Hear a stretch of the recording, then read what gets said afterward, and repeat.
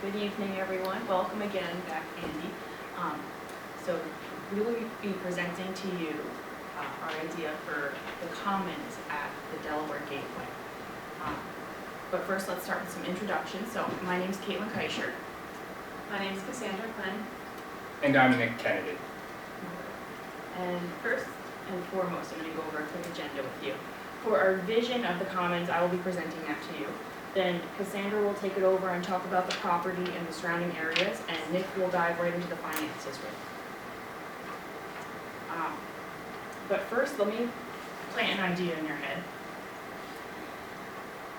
The sites at the Delaware Gateway are 3 separate parcels on vacant land that amount to about a valuation of $1.8 million.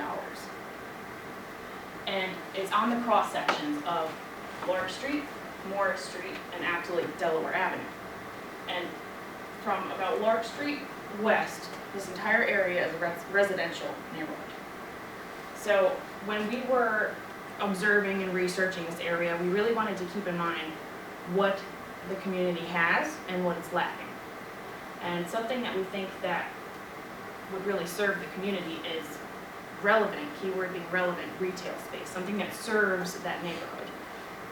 Another thing that we think would be very coveted by the residents there would be parking. All right, and a little bit more about the Delaware Gateway area is that it's located in the Park South neighborhood of Albany.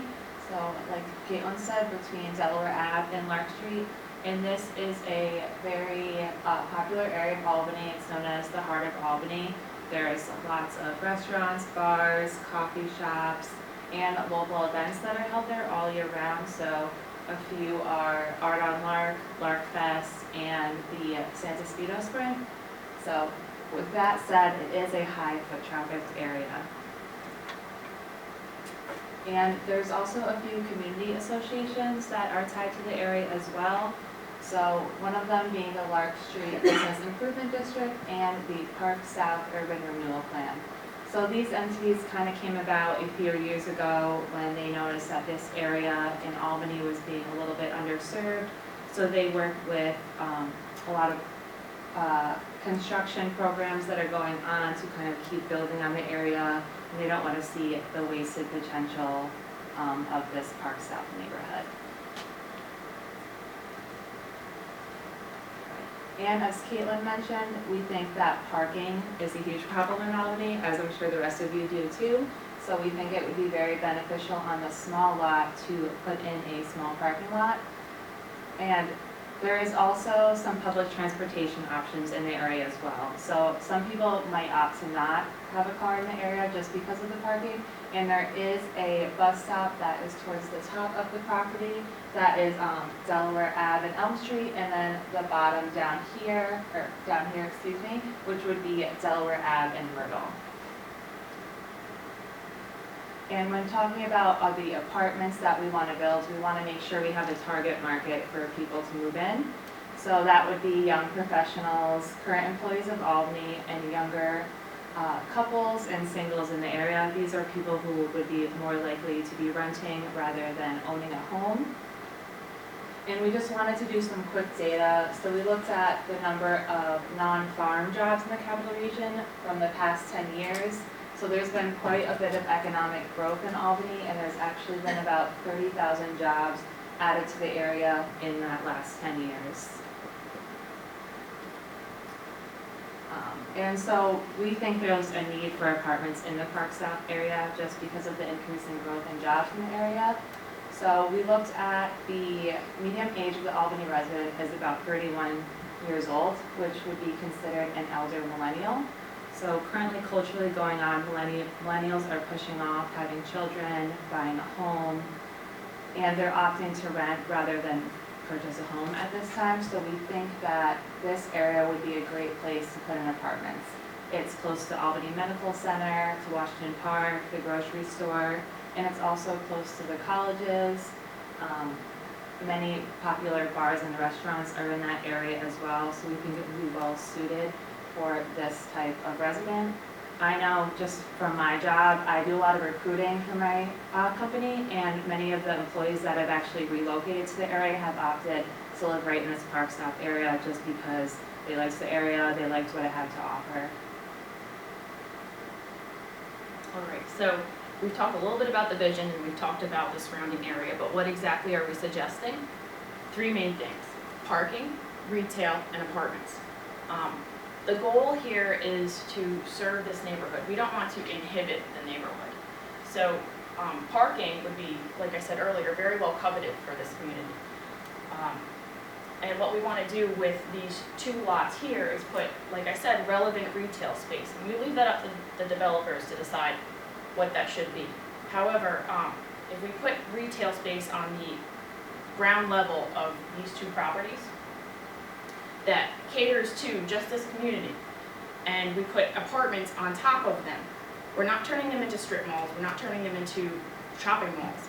We're keeping the tone of the residential neighborhood the same, just serving the community.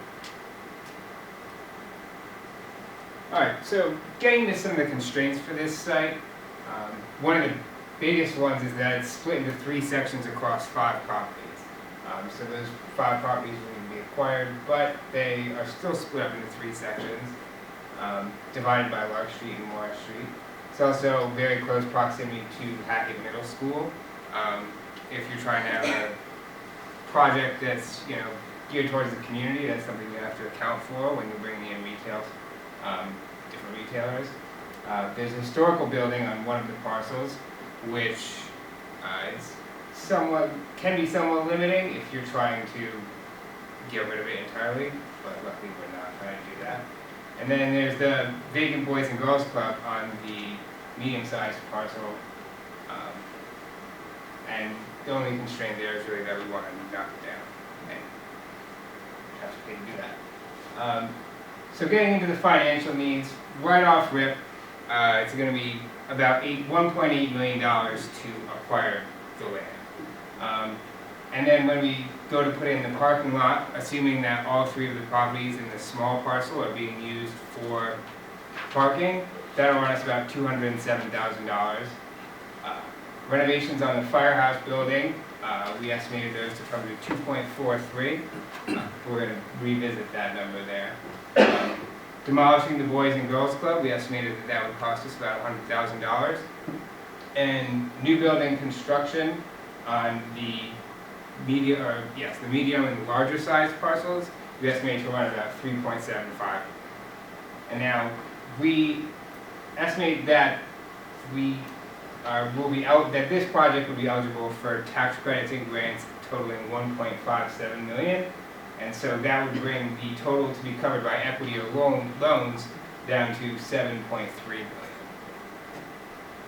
And so to discuss some of those tax credit and grant programs, the first one is the Federal Investment Tax Credit Program for income-producing properties. This is for the renovations of historical buildings. And that will give you 20% tax credit that equates to the federal government covering 20% of the renovation costs. And then piggybacking off of that is the New York State Tax Credit Program for income-producing properties. In order to be eligible for that, you need to qualify for the first program, the federal program, and you also need to be in an eligible census tract, which this property is. And lastly, we have the New York State Office of Parks, Recreation, and Historical Preservation. They have a Parks Preservation and Heritage grant that offers up to $600,000 for the renovations of historical buildings. And that is how we get to that 1.57 million number. And some of the additional incentives surrounding this site, it's in an opportunity zone, and so investors may be eligible for preferential tax treatment in regards to capital gains reinvested into this. And that makes it more appealing for outside investors.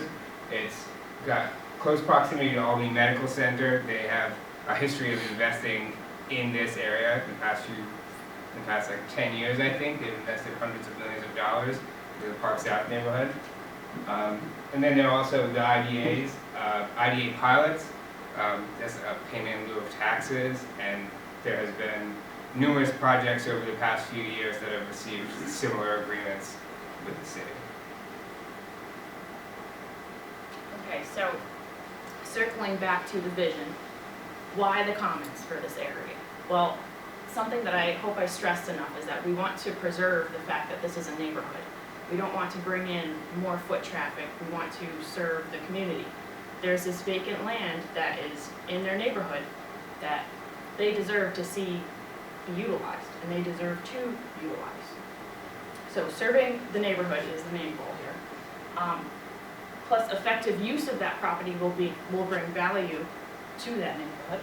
And it's attainable with the assistance of all of those qualifying financial aids. The community really deserves a development that caters to them.